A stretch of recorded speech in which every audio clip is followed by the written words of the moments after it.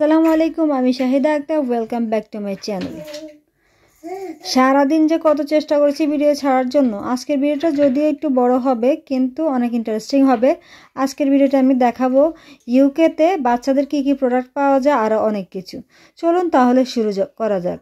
তো সকালবেলা ঘুম থেকে উঠে আলুভাজি করেছি। অনেক দিনের ইচ্ছা ছিল আলুভাজি করব, তো আর কি শনিবার ছাড়া তো আসলে সময় হয় না। শনিবার আপনাদের ভাইয়া বাসায় থাকে, সে উসিলায় উনি আমার মেয়েকে দেখাশোনা উনি আমাদের মেয়েকে দেখাশোনা করতেছে, আর আমি একটু সময় নিয়ে সকালের নাস্তাটা বানাতে পারতেছি, এই আর কি। আলু ভাজি করার জন্য আলু কেটে নিয়েছি, আর অ্যাজ ইউজুয়াল বেসিক যে মশলাগুলো আছে সেগুলো দিয়ে সুন্দর মতো কষিয়ে নিয়েছি। আর নেওয়ার আগে একটু চিন্তা করছি আজকে একটু ঠান্ডা মাথায় সুন্দর মতো একটু ভিডিও ক্লিপ নিব। তো তার জন্য আলু ছাড়ছি আর সুন্দর একটা ক্লিপ নেওয়ার ট্রাই করতেছি। আর আলু কাটার টাইমে আমার ননদের কথা অনেক মনে পড়ছিল। মাশাল্লাহ, ও অনেক সুন্দর আলু কাটতে পারে, কুচি কুচি করতে পারে। আমার দেখে অবাক লাগে কিভাবে করে, এই আর কি। যদিও আমার নিজেরটা এত সুন্দর হয় না, এই আর কি। তো মশলাতে একটু সুন্দর মতো ভাজি করে পরে এখন টমেটো দিয়ে দিচ্ছি। টমেটো চাইলে আরও আগেও দিতে পারতাম, কিন্তু আমি চিন্তা করেছি যে তেলের মধ্যে মশলার মধ্যে একটু আলুটা ক্রিস্পি করে নিব, তারপর টমেটো দিব। টমেটো দিলে তো পানি ছেড়ে যাবে, তখন আর ওই ক্রিস্পিনেসটা আসলে নাও আসতে পারে, এই আর কি। টমেটো দেওয়া হয়ে গেছে, তারপর আরেকটু নাড়ে ছেড়ে এখন পরিমাণ মতো পানি দিয়ে দিয়েছি। পানি খুবই অল্প দিয়েছি। তো আজকে খাবো পরোটা দিয়ে, আলু ভাজি দিয়ে। যদিও পরোটাটা আজকের জন্য তৈরি করছি না, বাসায় অলরেডি রেডি ফ্রোজেন পরোটা আছে। তো আগেই বলেছি আজকেই আমার হাতে সময় আছে, তো কোনো বাড়তি কাজ করার জন্য, তাই পরোটার খামিরটা করে রেখেছি পরে নেক্সট উইকের জন্য, এই আর কি। তো ফ্রোজেন পরোটা নামিয়ে নিয়েছি, আর এখান দিয়ে আমার আলু ভাজিটাও হয়ে গেছে। আর কি অ্যাজ ইউজুয়াল আলু ভাজি এবং ফ্রোজেন পরোটা দিয়ে আলহামদুলিল্লাহ অনেক সাদার একটা নাস্তা খেয়েছি। তো আজকে পরোটাটা একটু শখ করে ভাজি করতে এসেছি বাটার দিয়ে। আর এগুলো তো অয়েল দিয়ে বা অলিভ অয়েল দিয়ে ফ্রাই করি, কিন্তু আজকে মনে হলো যে একটু বাটার দিয়ে ফ্রাই করি, তো সেই হিসেবে করলাম, এই আর কি। সকালের নাস্তা খাওয়া হয়ে গেছে, এখন হলো দুপুরের খাবারের প্রিপারেশন।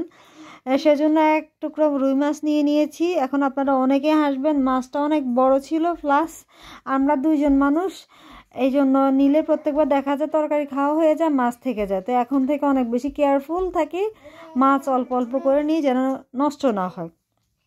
তো রুই মাছটা রান্না করব কি দিয়ে? বাটার নাট দিয়ে। আর এখানে আমি মনে করি এখন আমি পৃথিবীর সেরা একটা খাবার খাচ্ছি, সেটা হলো ডাল এবং আলু ভর্তা। আপনার ভাইয়া বলেছে যে কালকে যেহেতু ডাল আছে আজকে তো এমন কিছুই করো না, শুধু আলু ভর্তা করো। তো আমার তো আর মনে মানায়নি, তো সেজন্য আমি মিষ্টি কুমড়ো রান্না করেছিলাম এবং আলু ভর্তাও তার জন্য করেছি, আর ডাল তো ছিলই। সকাল থেকে বাসা থেকে বের হওয়ার প্রিপারেশন ছিল, কিন্তু বের হতে পারিনি। সব কিছু গুছিয়ে তারপরে রেডি হয়ে আসতে আসতে ঠিকই রাত হয়ে গেছে, সন্ধ্যা পার হয়ে গেছে। আজকের ওয়েদারটা এত সুন্দর ছিল মাশাল্লাহ। অ্যান্ড প্লাস রাতের বেলা বাহিরে আসলে অন্যরকম একটা ভালো লাগে, চারিদিকে লাইট আলো অনেক বেশি ভালো লাগে। এখন আমরা চলে এসেছি আমাদের চেনা জায়গায়। এই জায়গায় আমরা প্রায় 9 মাসের মতো ছিলাম। এখানে আসলেই অনেক স্মৃতির কথা মনে পড়ে। এটা হলো আমাদের আগের বাসা যেখানে আমরা ছিলাম। তো এখন যে বাসাটা আছি সেটার থেকে এটা সে বাসা থেকে এখানে আসাটা অনেকটা ইজি, তাই আমরা এখানে টেস্ট করতেই আসি। তো এখান থেকে ট্রলি নিতে হলে 1 পাউন্ড জমা ভিতরে দিয়ে দেন ট্রলি কালেক্ট করতে হয়।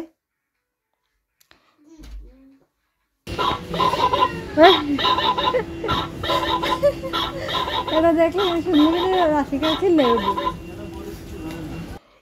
এই ডগগুলো আর ক্যাটগুলো যে দেখেছেন, এগুলো এত অসাধারণ, এত ন্যাচারাল সাউন্ড করে। আমরা দূর থেকে এসে মনে করছিলাম যে হয়তো এখানে কেউ বিড়াল এনেছে, পরে দেখি যে না, এই বিড়ালগুলো। পর আমরা অনেকক্ষণ বাচ্চা মানুষের মতো দাঁড়িয়ে দাঁড়িয়ে এগুলো দেখছিলাম। আর এই যে পুতুলগুলা, এগুলো পুরো মনে হয় যে ন্যাচারাল বেবির মতো দেখা যায়। তো আমি দাঁড়ায় দাঁড়িয়ে একটু গালগুলো ধরে দিচ্ছিলাম, একটু আদর করে দিতেছিলাম। দেখা যায় একটা জিনিস কিনতে আসলে কেনার থেকে দেখা হয় যে অনেক কিছু বেশি দেখা হয়, পরে প্ল্যান করা হয় আরেকটা, কিনে নিয়ে আসা হয় আরেকটা, এই হলো অবস্থা। তো দেখে অনেক আফসোস লাগতেছিল, অনেক কিছু তো অনেক ছাড় দিছে, কিন্তু কেনার তো কোনো প্ল্যান নেই। আবার অনেক কিছু লাগবেও না, তারা ছাড় দিয়ে রেখেছে। এই আর কি অবস্থা।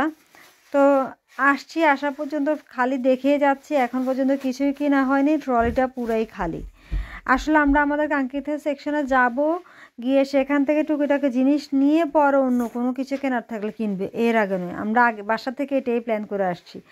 কারণ হয়েছে যে প্রত্যেকবার চিন্তা করে, ধরেন কথার কথা একটা এক্সাম্পল, যে 10 পাউন্ডের বাজার করব, পরে দেখি যে 60-70 পাউন্ডের বাজার হয়ে যায়। ট্রলি নিয়ে এদিক থেকে এদিক ঘুরছি। পরে চিন্তা ছিল যে কাপড়ের সেকশনেও যাব, দোতলায় কাপড় সেকশনে ছিল, কিন্তু ওই যে অনেক বেশি রাত হয়ে গেছে, রাত 8টা বাজলে কাপড় সেকশনটাও অফ হয়ে যায়, আর যাওয়ার কোনো স্কোপ নেই। তো আমরা আমাদের কাঙ্ক্ষিত সেকশনে চলে এসেছি, বেবি সেকশনে। তো এখান থেকে যা নেওয়া নিয়ে দেন অন্য সেকশনে যাব। তো আর কি, মোটামুটি বেবি সেকশন থেকে অনেক কিছু নেওয়া হলো। এখন আপনাদেরকে দেখাচ্ছি ইউকেতে বাচ্চাদের জন্য কি কি ধরনের আইটেম পাওয়া যায়, কোন কোন কোম্পানির। মোটামুটি প্রত্যেকটা কোম্পানি ভালো, বাট আমি যদি বলি পার্সোনালি, তাহলে আমি বলবো যে আপনারা অ্যাভিনোটা ইউজ করতে পারেন। অ্যাভিনোর প্রোডাক্ট কিন্তু অনেক ভালো, প্লাস আমি আমার মেয়েকেও ব্যবহার করা ট্রাই করি, তো মাসাল্লাহ ওর স্কিনে স্যুট করে। এখন বাচ্চা ভেদে আসলে ব্যাপারগুলো আলাদা থাকে, তো এক এক বাচ্চা এক এক রকম জিনিস স্যুট করে। তো সেক্ষেত্রে আপনারা একটা জিনিসে আমি সাজেস্ট করব, একটা যে কোনো জিনিস নতুন কোম্পানি যদি কিছু কিনেন বাচ্চাদের জন্য, সেক্ষেত্রে ছোট্ট একটা মানে পাউচ কিনবেন, কিনে ট্রাই করে দেখবেন, যদি স্যুট করে দেন বড়টা কিনবেন।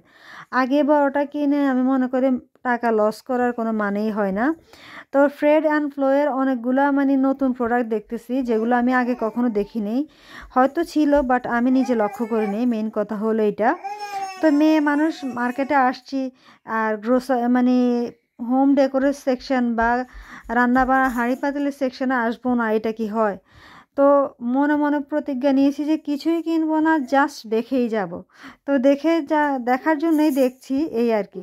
তো দেখতে দেখতে একটা জিনিস পছন্দ হয়ে যায়, পরে নিজেকে বোঝাচ্ছি যে না, কিছু মানি না, কিছুই কিনবো না, পছন্দ হলেও কিনবো না, তাও দেখছি, এই আর কি। পরে একটা হাতা পছন্দ হয়ে যায়, কিন্তু চেষ্টা করেছিলাম ওই হাতার মধ্যে যদি সিঙ্গেল পিসটা পাই তাহলে সিঙ্গেলটা কিনবো, আর না হলে কিনবো না। তো ফাইনালি সিঙ্গেল পিস আমি পাইনি, না পেয়ে আমি 3টা মানে একসাথে ছিল অ্যাডজাস্ট করা, ওই 3টাই নিয়েছি। একটু পরে আপনারা দেখতে পাবেন আমি কি নিয়েছি। আর এখানে অনেক ধরনের প্রোডাক্ট ছিল, আর মোটামুটি রিজনেবলই ছিল, আবার কিছু কিছু জিনিস ছিল একটু বেশি কস্টলি। আমার কাছে মনে হয়েছে দামটা একটু বেশি অন্যান্য শপিং মল থেকে। এটা এই মানে কাঠের হাতাগুলোই আমি চাচ্ছিলাম চ্যাপ্টা 3 কোণাটা, কিন্তু চ্যাপ্টা 3 কোণাটা ছিল না সিঙ্গেল। তো ওই একটা নেওয়ার জন্য আমাকে এই যে সাথে একটা নেওয়ার জন্য আর বাকি 2টা বাড়তি কিনতে হলো। বাট একটা ব্যাপার এখানে স্ট্রেঞ্জ লাগছে, সেটা হলো যে একটা যদি নেই সিঙ্গেল তাহলে 50 পেন্স, আর 3টা নিয়েছি আমি 1.75 পেন্স। আমি ভয়েস ওভার দিচ্ছিলাম, তার মধ্যে মানে আসলে এখানে কাঠের বাড়ি, তো মানে যে কোনো কথা বললে অনেক জোরে শোনা যায়। আমি দোতলায় কথা বলছি, নিচে কিন্তু লোক সবাই শুনতে পাচ্ছে, তো সেজন্য চিন্তা করছি একটু আস্তে ভয়েস ওভার দিব। কিন্তু মাশাল্লাহ এখান দিয়ে আমার মেয়ে এমনভাবে সাউন্ড করা শুরু করছে, তার জন্য দেখা যায় মাঝখান দিয়ে ভয়েস ওভারটা থামাতে হলো। মোটামুটি সব কিছু কেনা শেষ। যাওয়ার টাইমে দেখলাম যে চকলেটও অনেক অফার আছে, কিন্তু চকলেট তো কেনা যাবে না, তাই আর কেনা হয়নি, ঘেটে ঘুটে চলে গেছি, এই হলো অবস্থা। তো এখন চলে যাচ্ছি বিলিং সেকশনে। বিল টিল করা হয়ে গেছে, তারপরে এখন আমরা বাহিরে দাঁড়িয়ে সব কিছু ব্যাগে ভরছি। আর এখানে মানে এন্ট্রি করার জন্য কতগুলো দরজা, আর প্রত্যেকটা দরজায় অটো ছিল, মানে আপনি ঢোকার সাথে সাথে ওটা অটোমেটিক্যালি খুলে যাবে। তো টেস্কোর সামনে আমাদের কাজ করা শেষ, এখন আমরা বাস স্টেশনে এসেছি, বাসের জন্য ওয়েট করতেছি। এমন একটা বাস স্টেশনে আছি, সেখানে থাকলে কিন্তু অনেক মজাই লাগে, কারণ হচ্ছে একটা বাসার সামনে স্টেশনটা, আর ওই বাসাটা এত সুন্দর মাশাআল্লাহ ফুল দিয়ে তারা মানে গার্ডেনিং করে রেখেছে, দেখলে চোখ জুড়িয়ে যায়। যদিও আমি অত বেশি ক্লিপ নিতে পারিনি, কারণ এখানে অনেক মানুষ দাঁড়ায় ছিল, তো আমি চাচ্ছিলাম না যে কারো ভিডিও করে তার পার্সোনাল যে ব্যাপারটা আছে সেটা নষ্ট করি, তাই জাস্ট যতটুকু পসিবল হচ্ছে ততটুকুই আমি ভিডিও করেছি। প্রত্যেকটা ফুল অনেক সুন্দর, আসলে এই ফুলগুলো এত সুন্দর রাখার জন্য বাড়ির মালিককে কিন্তু অনেক বেশি পরিচর্যা করতে হয়েছে। তো আমরা বাসে উঠে গেছি, দেখতে দেখতে আর কি বাসার উদ্দেশ্যে রওনা দিয়েছি এবং বাসায় চলে এসেছি। বাসায় আসার পরে আদাগুলো মনে করেছি বয়াম রাখবে, বাট দেখি যে এটা অনেক বেশি মানে কেমনভাবে মানে ব্ল্যান্ড করা, তো আরেকটু ব্ল্যান্ড করতে গিয়েছিলাম বাট ব্ল্যান্ড হয়নি। আর এখন হলো রাতের প্রায় 11:30 বাজে। আর এখন আমি ওই যে পরোটার যে খামির করেছিলাম সেই খামিরটা দিয়ে আস্তে আস্তে এখন পরোটা বানিয়ে নিচ্ছি। ফাইনালি পরোটা বানানো শেষ। আপনারা সবাই ভালো থাকবেন, আমাদের জন্য দোয়া করবেন। আজকের মতো আল্লাহ হাফেজ।